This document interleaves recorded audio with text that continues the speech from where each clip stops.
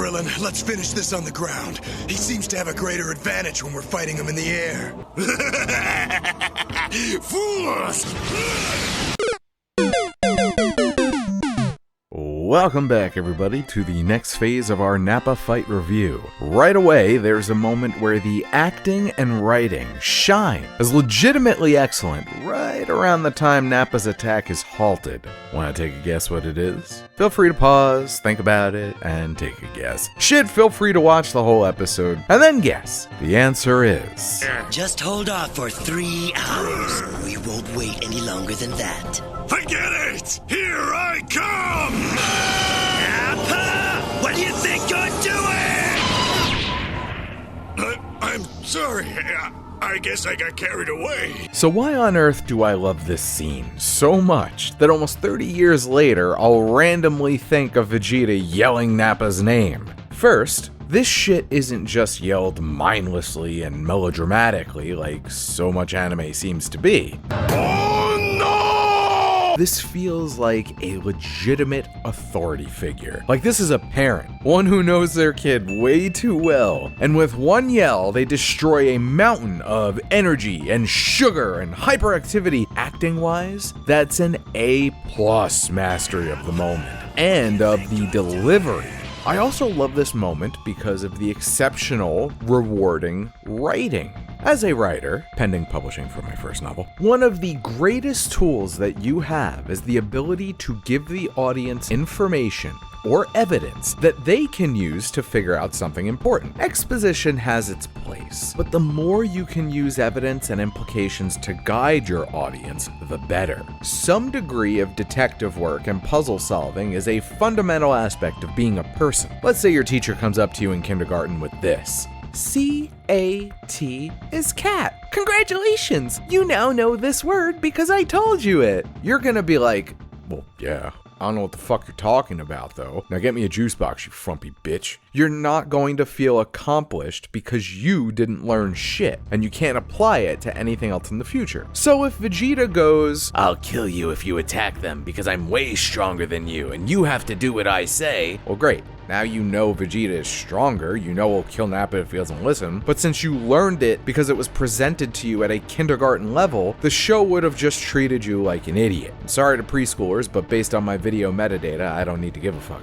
Now imagine your teacher gives you this, 2 + F = 4. You have the information there that implies what F is. You can use your own brains to put the answer together. If you get it right and earn that congratulations, there's a spark of accomplishment. Perhaps something bigger if you're new to algebra. Nappa! What do you think you're doing? Implying something is more rewarding for the viewer than spelling it out. Here, Vegeta doesn't spell out anything. Think about it. He stops a full-grown man by asking him what he's doing. There's so much we instantly see go through Nappa's head without him saying a word. Like, oh fuck, he can kill me. I'm disobeying him, that's what I'm doing. He will do to me what he did to that Cyberman. Almost everyone who died today died by my hands, and yet I am not in control. I was just starting to have fun. Meow, meow, meow. Does Nappa turn into a cat for a second?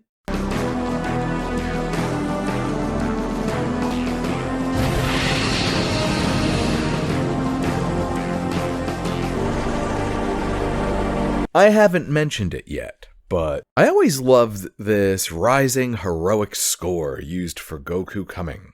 Try to remember for more than 10 minutes this time, Nappa. You know, I've always been this way. I can't help it. Nappa, remind me to look into having you dewormed again. I don't have worms. I just want to annihilate somebody. That's okay. I'm dewormed. I also love this scene. Ocean straight up quit on naming moves at this point. Laser eyes! So with time almost up, and Goku not yet arrived, Piccolo comes up with a plan to grab Nappa's tail. He also yet again assigns murdering a grown man to a 6-year-old. Perhaps he grew up as part of Al-Qaeda. And he's headed straight for me. Krillin tries out to be a sex hotline operator again, and wait, Krillin, bro, don't you have anything at all that you can contribute? Some kind of move designed specifically for straight up murdering something way stronger than you? I'm sure it's nothing. Leave it for the sheltered kid barely out of diapers. Goku finally arrives and wait, so much is wrong here. Okay, first thing. How the fuck are there only 2 beans? A whole year to prep and we've got 2? Especially because in less than a month, Korin is hooking up Goku with a full bag. Second, I had a lot of trouble believing Nimbus is faster than Kaioken Goku. What? Kaioken!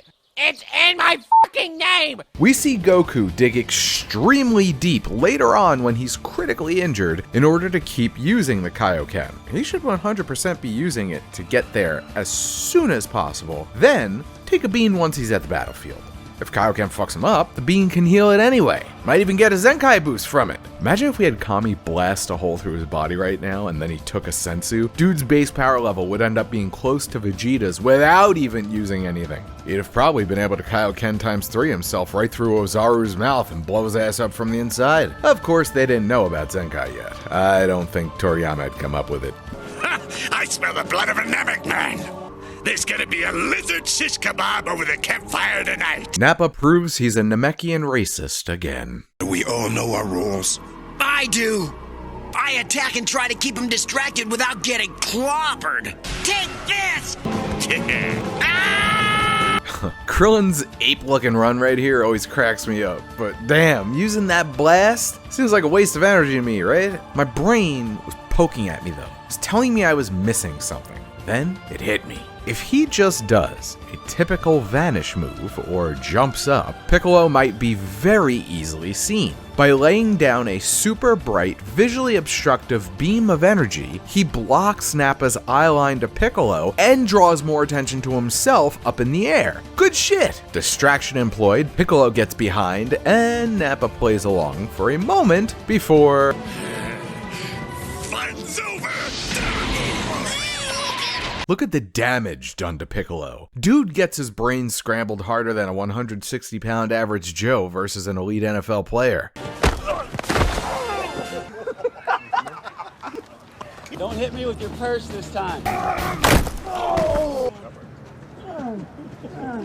For a series that later treats unprotected punches to the chin like a toddler pillow fight, it's kind of refreshing to see Piccolo flat out knocked unconscious by a severe hit to the skull. What an ugly mark. Nice hairstyle, though. Hard agree, the animators did Piccolo dirty with this look. That said, it is visually striking. Very demon-like, at a time when we're deciding he's actually an alien. Nice hairstyle, though. As someone whose hairline stabbed itself in the back 4 times and threw itself off a roof years ago, I agree. Bald is a good look. Nappa and I have evolved a bit and rid ourselves of that little weakness. Please get up. We need you, Piccolo. Oh, yeah. I still need to ask him about the Dragon Balls later. Nappa efficiently reminds the audience he's got to keep Piccolo around, then transforms into a father from the 1950s and backhands a child through the air for standing around and looking stupid. Can't help but love the resilience. Man, when I was a kid, I instantly identified with and loved Gohan for shit like this. Nappa goes forward and... Krillin clocks him in the jaw, then shows off speed that impresses Vegeta. I really like giving Krillin some legit kudos as a crafty, agile fighter here. Oh, it's time. The only used when plot relevant disc is introduced here. Criticisms of later Destructo disc use aside, let's appreciate how much is done with this moment. We highlight Krillin's creativity, coming up with a move that uniquely utilizes ki to cut down much stronger opponents. Vegeta's intelligence, we aren't told that he's smart. He sees the way the attack appears, instantly surmises there's too much energy behind it for Nappa to survive, and quickly warns him. Nappa! Don't touch it! Again, with incredible authority in his commands. I know some people want to shit on the Ocean dub. This Drummond's Vegeta.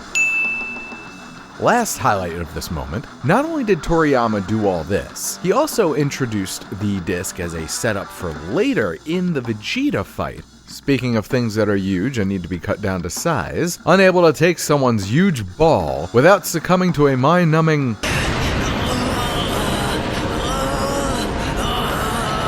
Our little orange sex noise machine takes a nap. Before Nappa can finish on his face, he takes a blast right to the back. Back? Who's back? It's him. It's my dad. So Goku made it back. Calm down, Nappa. Huh? No, they're right. There's definitely someone on the way. But I don't see how it could be Kakarot. The power level's too high. You see my scouter's reading 5,000, Nappa. Goku's back! 5,000 is nothing to Vegeta, but he's also well aware of how everyone can hide their power levels. He smartly recognizes that they ought to get rid of everyone. What's more, by linking an old legend about the Namekians to Piccolo and the Dragon Ball's presence on Earth, he makes the executive decision to kill Piccolo too. Not for nothing. If Nimbus is doing all the work, then why the fuck isn't Goku keeping his power level low? He knows about scouters. First on the hit list though. Gohan, run! He's mine!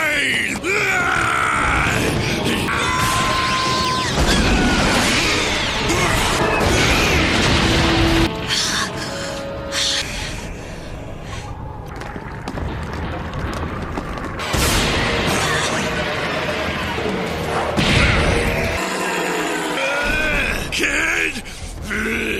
Say goodbye! Holy shit. He attacked so fast, Nappa couldn't even react in time to defend himself, and Gohan hit with enough power to send the Elite Warrior flying. Did some noticeable damage as well. Again, having landed Skull Strikes have actual weight. That is something the series sorely, noticeably lacks later, and I really appreciate seeing it here. The Saiyans know how rare it is for a child to be even in the same stratosphere of power as an elite. Unwilling to F around and find out with the most powerful toddler that they've ever seen, it's time for a killer energy attack. And this might be the single best emotional payoff that we see in the entirety of the series. For a year, this abused, hardened creature, once singularly focused on a goal he was forced to go after since birth, reflects on emotions that he'd never imagined even existing. No one coaxes him into becoming a caring, protective, father-like individual. This is simply who he is at his core. Once he's got an opportunity to express it, it comes out. His dreams in the past don't matter. The Dragon Balls don't matter. If the Saiyans can get the Dragon Balls on Namek, then so can Goku. He'll find a way. The only thing that matters is saving this kid's life.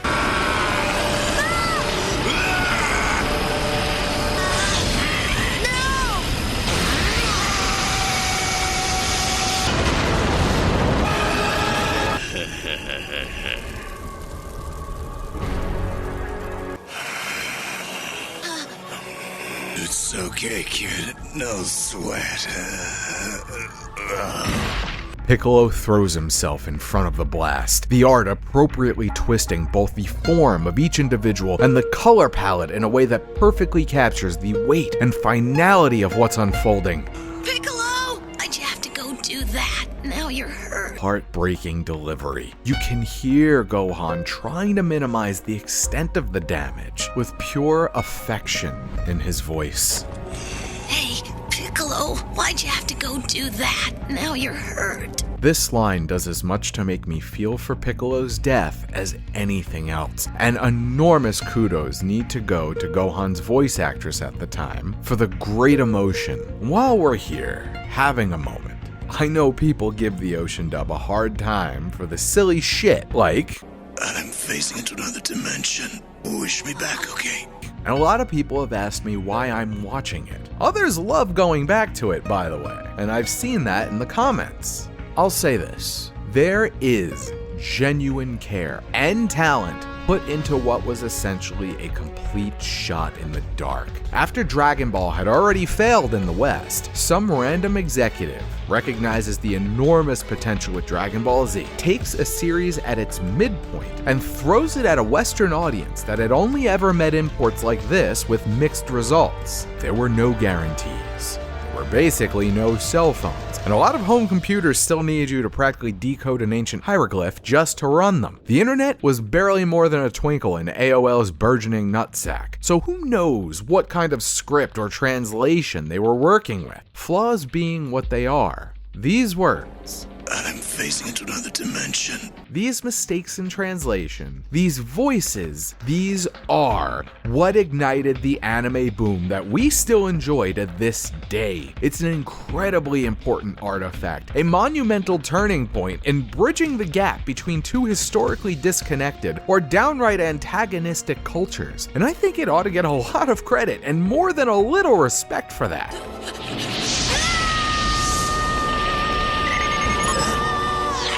So why am I going back to the Ocean dub? That's why. As someone who lived through and greatly appreciates the way that history unfolded in a way that continues to this very day in terms of American, Japanese cultures and pop cultures being way more in sync than they ever had been before, it's a real treat to go back and look at what was legitimately the flashpoint. Sure, you can go back to Speed Racer and Astro Boy, they existed, there was a connection there, but nothing close to what we see today. And it all starts here with this, admittedly, often silly as fuck dub. So while we're on the topic of respect, major respect points for Gohan, who unleashes his first ever concentrated ki attack at a series villain. The air shifts and wavers, shaken by the power funneling into his raised hands. Gohan tries to avenge his mentor and take out the person who's already conquered an entire generation of the most powerful warriors on the entire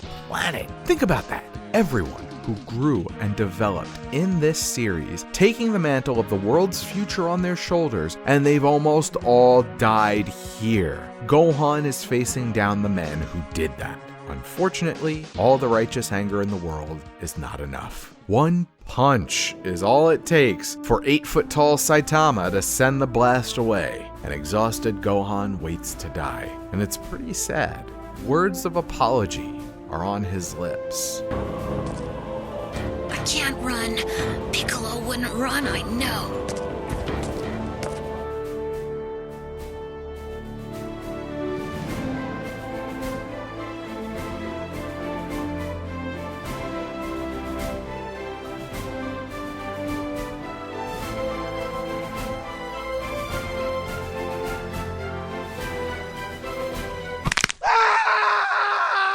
And that's the last thing that he thinks he's ever going to do before he dies at 6 years old is apologize to the mentor who already died in his arms. But we know who arrives.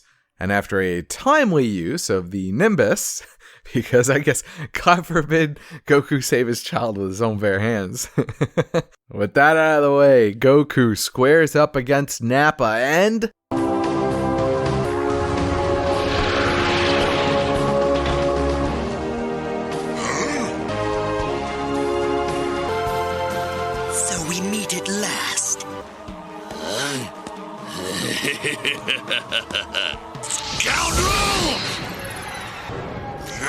I love this. The narrative trick of the false start to the fight. Nappa goes for the kill and Goku not only dodges, he casually strolls with his back turned, having a conversation.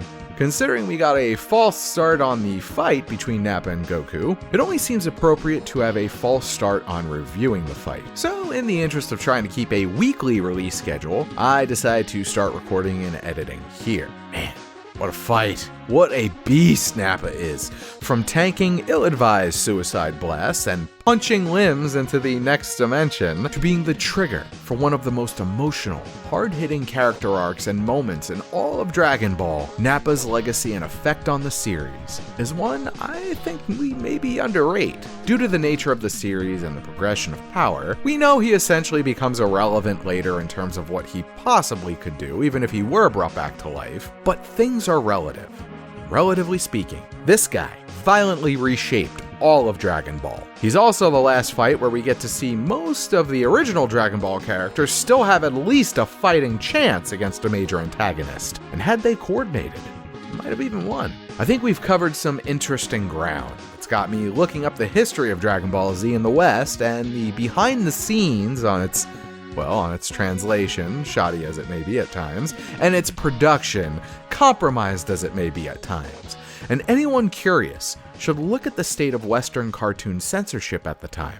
the state of technology, the internet in 1994 to 1996, which is the time period where Dragon Ball and Dragon Ball Z were first snatched up by then newly formed Funimation Studios, a studio so new that it had to channel some 2010's major video game publisher energy and outsource the production of this major project that they were super excited for over to several other companies. Check out this site for tons of info, links in the description. On a personal note, thank you so much everybody for tuning in, and especially for engaging with this video. Whether your comments are supportive, informative, or critical, I've tried to answer every single one of them with what I hope is at least a facsimile of classiness. Whether you realize it or not, you took the time to speak to me through the comments, which helps my videos and channel grow. And for that, you guys, I love you guys.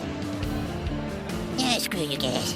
go take a look. We've got Raditz. We've got the Z Fighters versus the Cybermen, which I think is a particularly hilarious video that I've done. We have a little bit of a shit post, and of course we have the first part of Nappa's fight. Again, thank you so much. Peace.